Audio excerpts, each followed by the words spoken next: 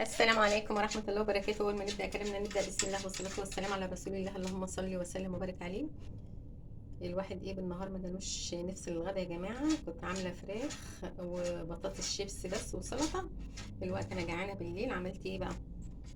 حبة كشري حلوين كده، حبة عدس على حبة رز كده، ورحت قايمة عاملاهم حبة سلطة وقرن فلفل واحد، لأن الفلفل ده حامي قوي جدا يعني.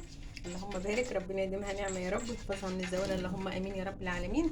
وهتعشى بقى العشاء مش الخفيف اللطيف بقى، الجميل القمر ده.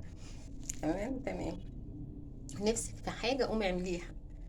نفسك في حاجة، الواحد لما بيكون جعان نفسه بتهف على أي حاجة بيقوم يعملها بصراحة، بتبقى طعمها جميل والله. لو عيش وملح والواحد جعان ونفسه ياكل عيش وملح أو لقمة بجبنة كده، بيحس إن هي يعني أحلى من أي حاجة.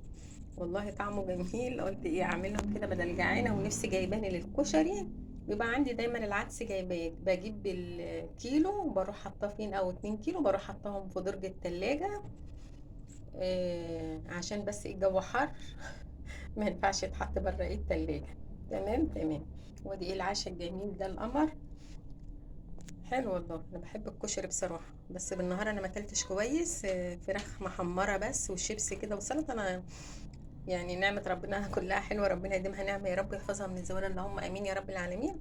وقلت اعمل دول بقى الجمال دول اتعشى بيهم، واترككم في رعايه الله وامنه، والسلام عليكم ورحمه الله وبركاته.